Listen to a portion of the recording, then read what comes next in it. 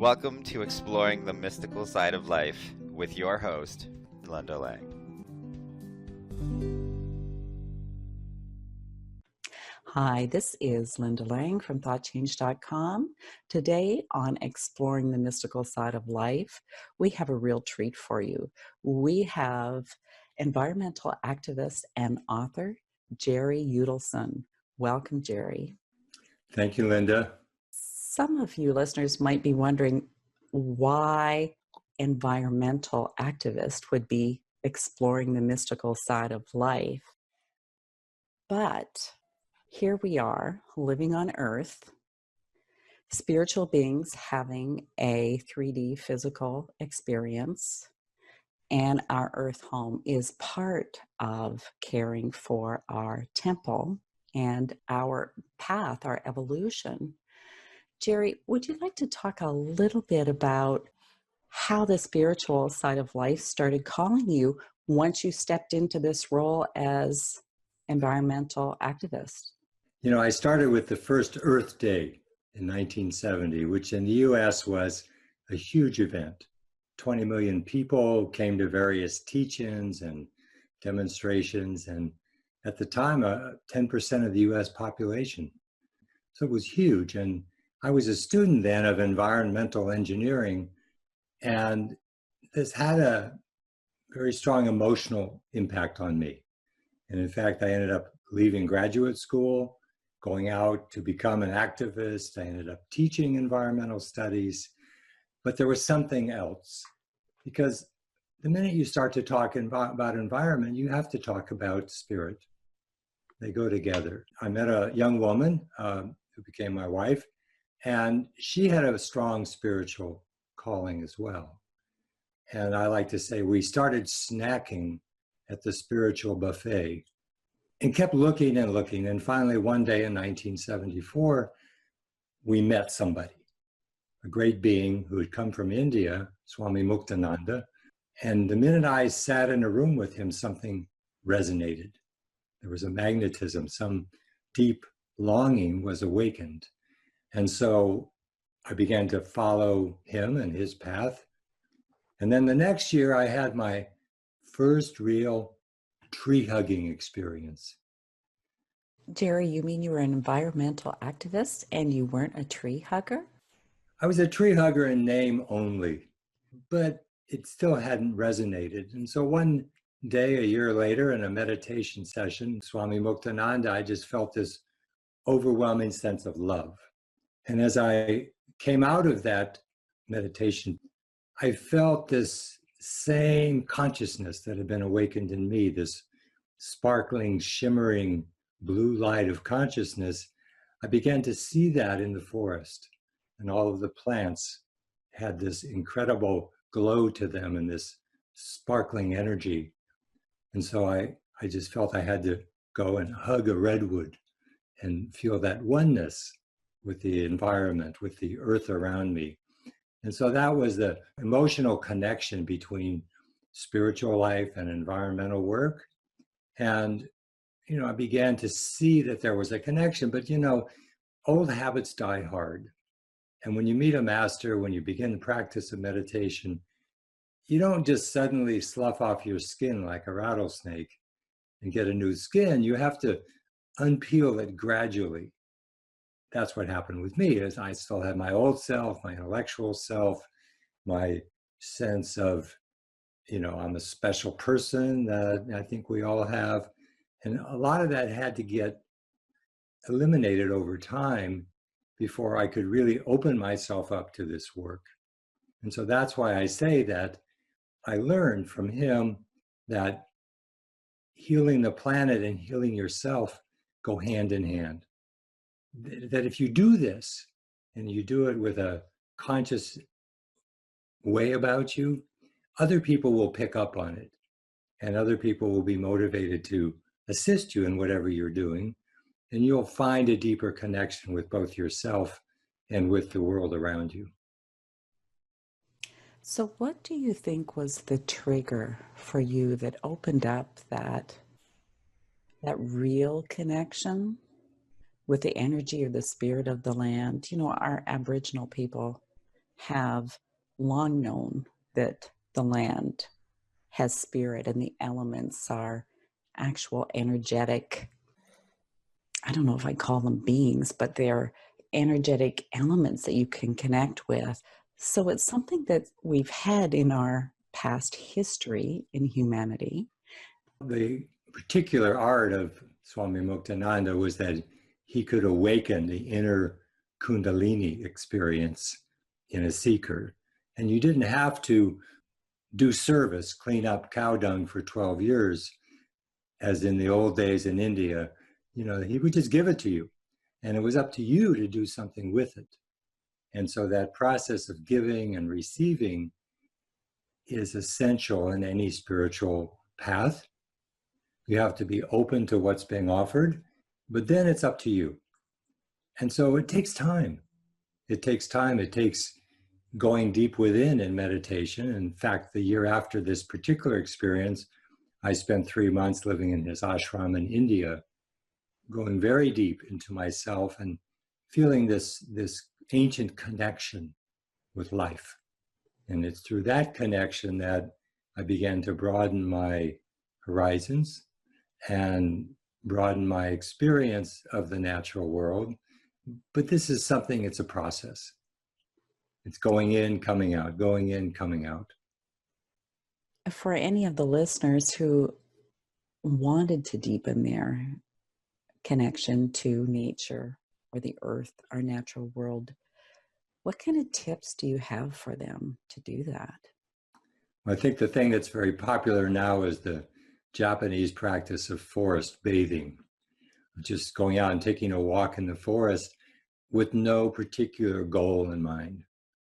And here I live close to the ocean. I live 2 miles from the Pacific Ocean. So walking on the beach alongside the ocean, watching brown pelicans float by, but you begin to see that this is all happening no matter what's going on in your mind or what's going on in your life.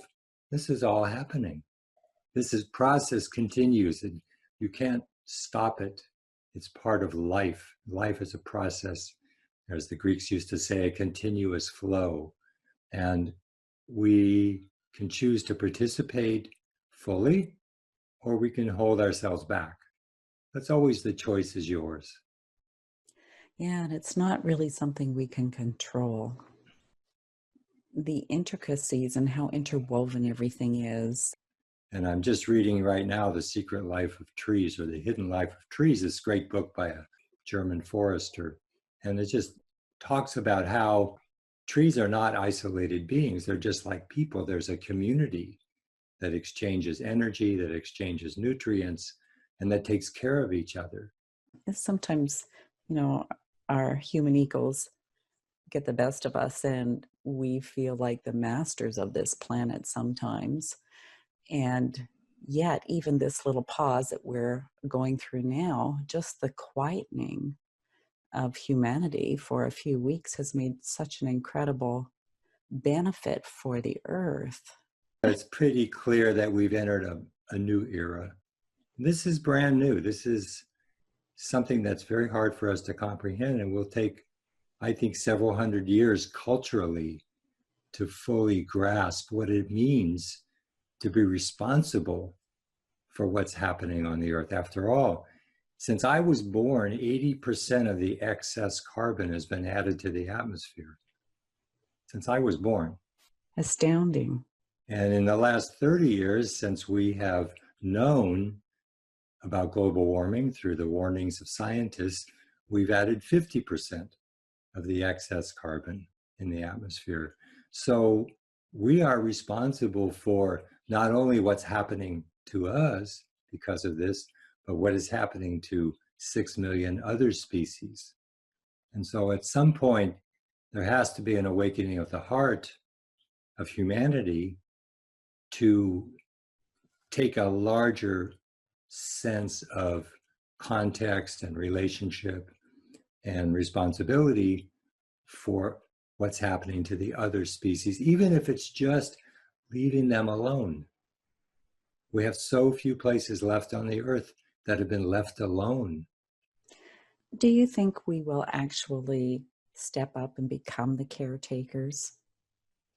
When you look at it as a function of culture and you realize cultures change very slowly. I mean, it was 100 years ago in the US that women were given the right to vote. And it took almost 100 years for a woman to run for president. And 50 years ago, the women's movement started. And now we're sort of at the stage where, 50% of architects graduating are women and not quite as many engineers, but that's culture. So that takes multiple generations. So I think the real task for people like you and me and your listeners is to be a voice for that future culture, to be a voice for that sensibility, and to be a voice for kindness in dealing with the world around us. And let's just chat a little bit about how meditation and mindfulness can really deepen that connection. I think when you take the time to go inside, when you take the time to just watch your thoughts, watch your mind at work, you begin to experience, maybe I'm not so special after all. Maybe I'm just a conscious being that's part of a large ocean of consciousness that's all around. And I read a line from Ram Dass recently. He said, everybody I see is just God in drag. And I have that experience. I'll go to the grocery store and I'll see, well, the other people, I've just been invited to a costume party. And the other people are costumed as different aspects of my inner state. And so the trick, I think, now is to take that awareness and take it out into the natural world, take it out into the work we do as environmentalists. But in a way, everyone should be an environmentalist. I mean, right now, so many people are reconnecting with their gardens, and we have time now. This is a unique period, and as you said earlier, we see all of these major cities in the world without air pollution, and in fact, most people have calculated that the reduction in air pollution will save more lives than will be destroyed by the virus. So that's an interesting thing to think about, which is, oh, if we could do that now, why can't we do it all the time? And the answer is, well, we can if we decide to. Exactly, if we decide to. One of the things that I see happening is people are starting to reconnect with themselves, certainly about what resonates with them and their humanity. They're smiling at people, even though they're 6 feet away. They smile when they walk past them or they say hello. There's some kind of invisible connection that's kind of opening people up to the remembrance that we're all human and we're all here on this journey together. I think that's true. And I think partly it's just because people have more time. All of a sudden, we're thrown back on our own resources. And this is really what it's like when you have to leave this world. You leave by yourself. And so one of my teachers says, all of this inner work is just a preparation for the real work, which is the final transition back into spirit. So we're finding this sense of shared humanity, of shared pathways, of personal bravery among all of the caregivers and first responders. There's a lot of emotional humanity that's being opened up. This is a chance to really reflect on how much we depend on each other, how much we really are engaged with each other, and how much we can offer each other in times of difficulty, but also in times of ease. You walk into a store, you have a choice about how to greet somebody, how to interact with somebody. And I think the essence of meditation and mindfulness is to realize that at all times you have a choice about what you're thinking, about your inner state, about what you're bringing to other people. There is a sense that, oh, I have to clean up my act. And when we project all of our discordance out onto the world and to the people that we meet, we're actually the common denominator. People, again, that we meet, they have a choice about how to react to us. And I think at this point, where you get strength in a crisis is from love, position of love, a position of kindness. And where you get weakness is from a position of fear.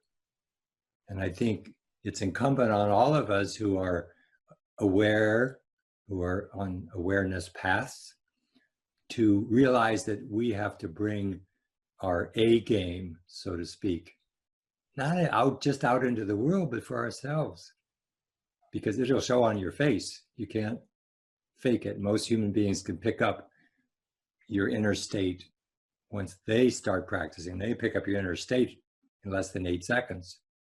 The essence is we are who we think we are. And if you want to change the world, change your thoughts. I point out in my new book, there's a letter to a young climate striker as in the epilogue to the book. And I was moved to write that because I think, okay, you've been at this for so long. What would you say to a 16-year-old or 17-year-old that they could possibly relate to? And I think the essence of what I had to say is you have to work on yourself while you're doing this work. And you have to strengthen yourself because it's going to go on the rest of your life. And there's just no way around that. So take time for yourself, be kind to yourself. And I talked about the most effective political movements of the 20th century were based on love. Gandhi in India defeated the most powerful empire in the world through the strength of his love and resolve. Nelson Mandela in South Africa, Martin Luther King Jr., Reverend in America, were all based around love and understanding our shared humanity. There's one other thing that I would like to just leave the listeners with. Some people live in apartment buildings, or because they're in isolation right now, they feel they're not able to connect with the natural world. But it's all around us. You just have to go out and look at the sky, look at, the tree in the neighbor's backyard, or sun gazing at the moment of sunrise and sunset is a way to really deeply connect. Yeah, right now I like to go out at night and watch the moon and Venus separating in the evening sky. Every day the moon moves. And I think, as you said, it's like, yeah, the sky is always there. And so there's always these things that are around you. And of course, if you live in the middle of cities and you always have a park nearby, you always have a plaza where you can look at the sky. There's always something, a stream flowing by. And even if you have to stay inside, have a few plants. The beauty of an orchid that's on your windowsill, it's just gorgeous. You'll go right in to that essence if you just pause and take that time to just really be present with it. In this book I'm reading on the hidden life of trees, talks about how trees have a very different time scale than people. In a forest, certainly a hardwood forest, trees have lifespans of hundreds of years. And if this year doesn't work out for laying seed, the next year will. And they're not worried about the time. So just by reconnecting with nature, you are reconnecting with different time scales. And that alone broadens your understanding of your life, the life you're going to live. And, when you reach a certain age, you begin to say, oh, this is the time scale of life. So the message of how to live can be found in many places and certainly in nature. Well, thank you for all of the effort you have put into maintaining our earth. And Jerry, why don't you share your contact information with us, and again, your book, please. Thank you for asking. This is the memoir, has a lot of the things in it that I talked about today. It's called The Godfather of Green. So you can Google that on your favorite book purchasing site. And it's jerryudelson.net, JERRYYUDELSON.net. There's more about the book and ways to contact me and so forth. And I post my blogs there. So I'd be very happy to hear from people. But the message in the book is change yourself before you try to change the world. And it shows how I tried to follow that message over many decades, and I'll share a lot of mystical experiences as well in there through my gurus. So there's plenty of interesting material.